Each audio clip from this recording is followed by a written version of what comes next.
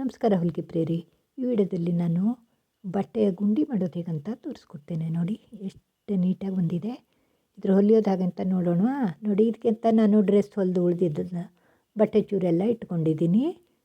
ಹಾಗೆ ನೋಡಿ ಒಂದು ಗುರ್ತು ಹಾಕ್ಲಿಕ್ಕೆ ಕಾಯಿನ್ ತೊಗೊಂಡಿದ್ದೀನಿ. ಅದು ಹತ್ತಿ ಮತ್ತು ದಾರದುಂಡೆ ತೊಗೊಂಡಿದ್ದೀನಿ. ಹಾಗೆ ನಾವು ಡ್ರೆಸ್ಸಿಗೆಲ್ಲ ಹಾಕೊಂಡು ನೋಡಿ ಇದು ಬಟನ್ ತೊಗೊಂಡಿದ್ದೀನಿ. ಹಾಗೆ ಒಂದು ಮಣಿ ತೊಗೊಂಡಿದ್ದೀನಿ. ಮೊದಲು ಒಂದು ಬಟ್ಟೆ ಮೇಲೆ ನೋಡಿ ಕಾಯಿನ್ ಇಟ್ಟು ಪೆನ್ನಿಂದ ಗುರ್ತು ಹಾಕ್ಕೊಂಡು ಈಗ ನನಗೆ ಎಷ್ಟು ಬೇಕೋ ಅಷ್ಟು ಈಗ 3-4 ಪೀಸ್ ಹೀಗೆ ತೊಗೊಂಡು ಗುರ್ತು ಹಾಕಿದ ರೆಡಿಗೆ ಇಟ್ಕೊಂಡು ನೋಡಿ ಈಗ ಕತ್ತರಿಂದ ಕಟ್ ಮಾಡಿ ತಗೊಂಡೆ. 3 ಪೀಸ್ ತೊಗೊಂಡೆ. ಈಗ ಒಂದು ಸೂಜಿಗೆ ದಾರ ಪೋಣಿಸಿಟ್ಕೊಂಡಿದ್ದೀನಿ.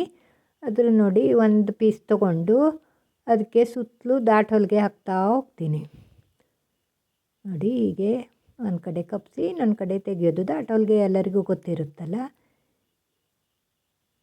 ಹೀಗೆ ಸುತ್ತಲೂ ಹೊಲ್ಕೊಳ್ತೀನಿ.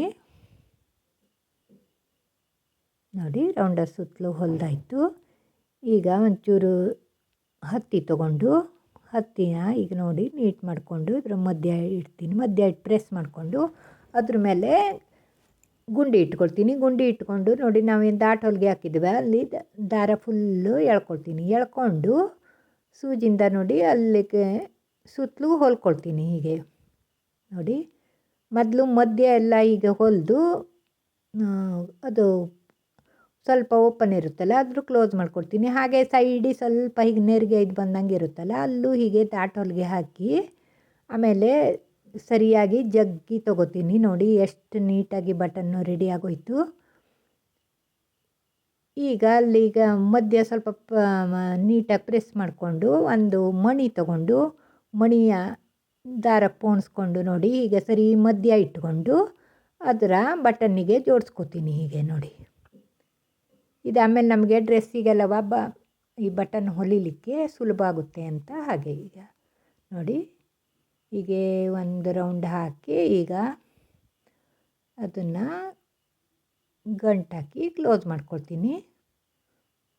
ನೋಡಿ ಹೀಗೆ ಸೂಜಿ ಮೇಲೆ 2-3 ಸುತ್ತು ದಾರ ತಗೊಂಡು ಅದರ ಗಂಟು ಹಾಕ್ಕೊಂಡೆ. ಈಗ ಕತ್ರಿ ತೊಗೊಂಡು ಕತ್ತರಿಸ್ದೆ. ನೋಡಿ ಬಟನ್ ಎಷ್ಟು ಬೇಗ ರೆಡಿ ಆಯ್ತಂತ.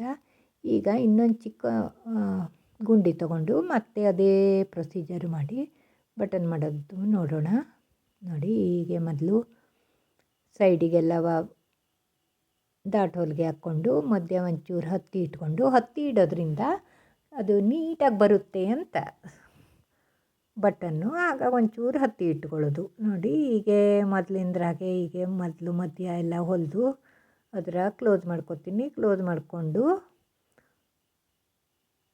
ಸೈಡಿಗೂ ದಾಟ್ ಹೊಲಿಗೆ ಹಾಕಿ ನೀಟಾಗಿ ಎಳೆದು ತೊಗೊಂಡು ಬಟ್ಟೆನ ಮಾಡ್ತೀನಿ. ಇದಕ್ಕೆ ನೋಡಿ ಸಣ್ಣ ಬಟನ್ನಾಗಿದ್ದಕ್ಕೆ ಬಟ್ಟೆ ಸ್ವಲ್ಪ ಹೆಚ್ಚು ಉಳಿತು. ಅದ್ರನ್ನ ನೋಡಿ ಹೀಗೆ ಟ್ರಿಮ್ ಮಾಡಿಕೊಂಡು ಅದ್ರ ಸರಿ ಪ್ರೆಸ್ ಮಾಡಿಕೊಂಡು ಮಧ್ಯ ಮತ್ತೆ ಸೂಜಿ ಒಳಗೆ ಒಂದು ಮಣಿ ಪೋಣಿಸ್ಕೊಂಡು ಹೀಗೆ ಅದರ ಜೋಡಿಸ್ಕೊಂಡು ಟೈಟ್ ಮಾಡಿಕೊಂಡು ನೋಡಿ ಕಟ್ ಮಾಡಿದೆ. ಹೀಗೆ ನಾನು ಒಂದಿಷ್ಟು ಬಟನ್ಗಳನ್ನು ರೆಡಿ ಮಾಡಿ ಇಟ್ಕೊಂಡಿದ್ದೀನಿ ಡ್ರೆಸ್ಸಿಗೆ ಜೋಡಿಸ್ಲಿಕ್ಕೆ ಅಂತ.